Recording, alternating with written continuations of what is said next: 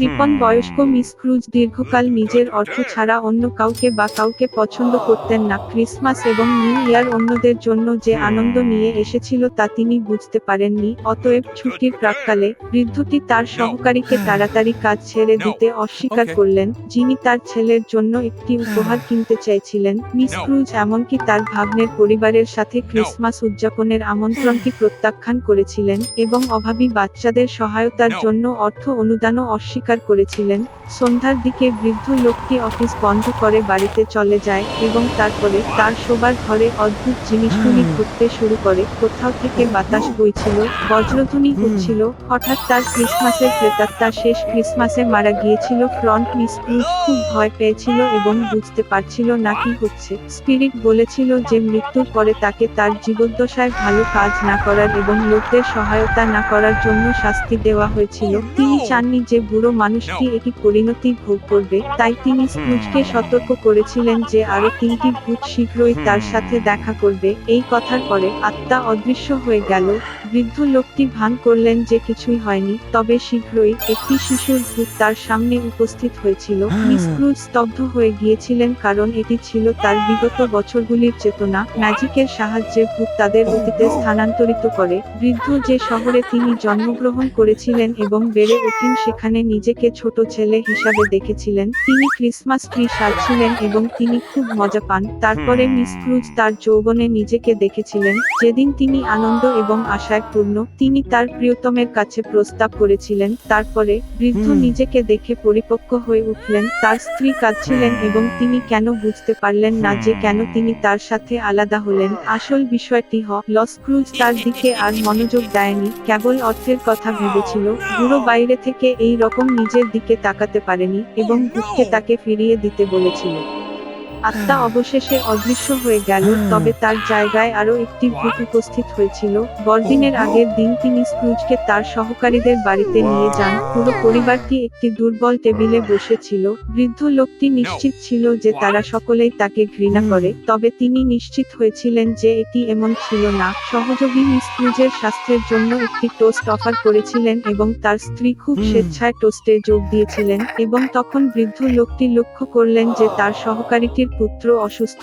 স্ক্রুজ সন্তানের জন্য দুঃখিত এবং তার আচরণের জন্য লজ্জা পেয়েছিল। অতঃপর ভূত বৃদ্ধাকে তার ভাগ্নির বাড়িতে নিয়ে গেল। তার পুরো পরিবার ছুটির দিনে খুশি ছিল।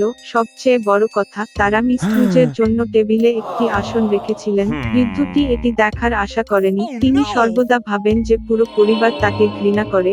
অবশেষে ভূত অদৃশ্য হয়ে গেল, তবে ভবিষ্যতের বছরগুলির আত্মা তার জায়গায় উপস্থিত হয়েছিল। তিনি মিস ক্রুজকে তার নিজের জানাজায় নিয়ে এসেছিলেন। প্রত্যেকে বলেছিলেন যে অবশেষে বৃদ্ধটি মারা গেলে তাদের পক্ষে সহজ হয়ে ওঠে, তবে তিনি বুঝতে পেরেছিলেন যে তার পুরো জীবনে তিনি কারো মঙ্গল করেননি। তারপরে স্ক্রুজ তার সহায়তাকারী ছেলের সমাধিতে ফুল নিয়ে যেতে দেখলেন। বৃদ্ধ লোকটি আর এটি দেখতে পারল না এবং ভূতকে তাকে ফিরিয়ে আনতে বলল। তৃতীয় আত্মা অদৃশ্য হয়ে গেল এবং স্ক্রুজ আবার ঘরে ফিরে এল।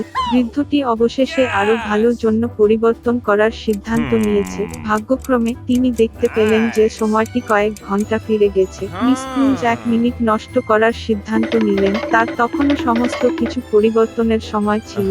বৃদ্ধা আসন্ন ক্রিসমাস সম্পর্কে আন্তরিকভাবে খুশি ছিল। তিনি সর্বাধিক ব্যয়বহুল এবং চর্বিযুক্ত টার্কি পাঠিয়েছিলেন তার সহকারী বাড়িতে। এরপরে স্ক্রুজ সাহায্যকারীর পুত্রকে একটি উপহার পাঠিয়েছিল এবং দাতব্য প্রতিষ্ঠানের জন্য প্রচুর অর্থ দান করেছিল।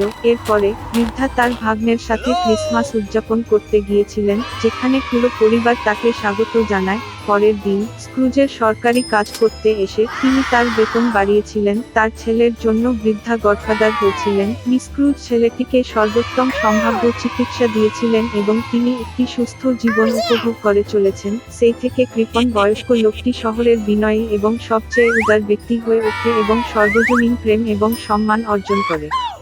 ভাগ্যক্রমে ব্যস্ত জীবনযাপন করার জন্য লেমুয়েল গুলিভার দেশে ফেরার 2 মাস পরে আবার অ্যাডভেঞ্চারের জাহাজে যাত্রা শুরু করেছিলেন। তবে জাহাজটি মাদাগাস্কারের স্ট্রিট পেরিয়ে যাওয়ার সাথে সাথে একটি ঝড় ওঠে। ওঠে। বাতাসের শক্তিশালী ঘাটতি জাহাজটিকে অজানা স্থানে নিয়ে যায়। নাবিকরা যখন জমিটি দেখেছিল তখন তারা এটি পরিদর্শন এবং মিঠা জল সংগ্রহ করার সিদ্ধান্ত নিয়েছিল। গুলিভার নাবিকদের নিয়ে তীরে নেমে গেলেন এবং পুরা দ্বীপ জুড়ে ছড়িয়ে ছিটিয়েছিলেন। জল খুঁজে না পেয়ে গুলিভার তীরে ফিরে যাওয়ার সিদ্ধান্ত নিয়েছে, কিন্তু সমুদ্রের কাছে যাওয়ার সাথে সাথে তিনি দেখতে পেলেন নাবিকরা তাকে ত্যাগ করেছেন। তারা তাদের পিছনে পিছনে ছড়িয়ে থাকা বিশাল দৈত্যের কাছ থেকে পুরো যাত্রা করছিল। ভীত হয়ে গুলিভার ছুটে গেলেন দ্বীপের অভ্যন্তরে, কিন্তু তিনি দৌড়ে গেলেন প্রচুর কান দিয়ে জগ খেতে এবং বুঝতে পেরেছিলেন যে তিনি দৈত্যদের দেশে। গুলিভার বিশ্রাম নিতে বসল, তবে শ্বাস ফেলার সময় পাওয়ার আগেই তিনি লক্ষ্য করলেন একটি বিশাল পা যা তার উপরে পা রাখছিল। গুলিভার যতটা জোরে জোরে জোরে চিৎকার করতে লাগলো এবং দৈত্য তাকে লক্ষ্য করে তিনি তার হাত দিয়ে গুলিভারকে তুলে নিলেন। তাকে নিবিড়ভাবে পরীক্ষা করলেন এবং ছোট লোকটিকে মালিক কৃষকের কাছে নিয়ে গেলেন। কৃষক গুলিভারের সাথে কথা বলার চেষ্টা করেছিল, কিন্তু তার কণ্ঠস্বরটি এত জোরে ছিল যে এটি ছোট লোকটিকে বধ করে। তারপরে মালিক গুলিভারকে বাড়িতে আনলেন। বাড়িতে কৃষকের পরিবার রাতের খাবারের জন্য প্রস্তুতি নিচ্ছিল।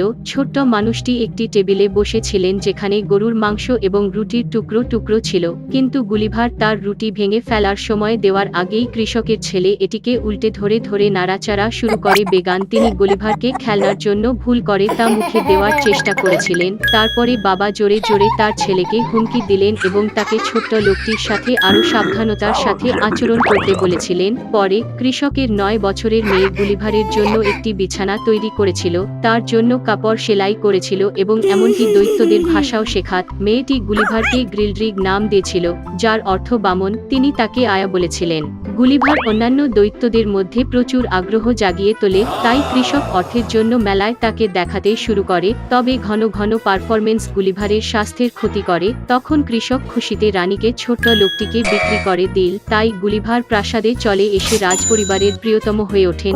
তবে আদালতের বামন, যাকে আর রাজ্যের সবচেয়ে ক্ষুদ্রতম মানুষ হিসাবে বিবেচনা করা হতো না, তিনি গুলিভারকে অপছন্দ করেছিলেন এবং তার সম্ভাব্য সমস্ত উপায়ে তার জীবন নষ্ট করেছিলেন। একবার গুলিভার যখন বাগানের মধ্য দিয়ে ঘুরে বেড়াচ্ছিল তখন বামন আপেল গাছটিকে কাপুরুষ করে তুলতে শুরু করল এবং গুলিভারকে পতনশীল দৈত্য আপেল থেকে বাঁচতে হয়েছিল। এবং অন্য একটি উপলক্ষে একটি চতুর বামন ক্রিমের বিশাল জগতে গুলিভারকে ঠেলে দেয় এবং সময়মতো প্রবেশকারী কেবল কুকি ছোট্ট মানুষটিকে অনিবার্য মৃত্যুর হাত থেকে রক্ষা করেছিলেন।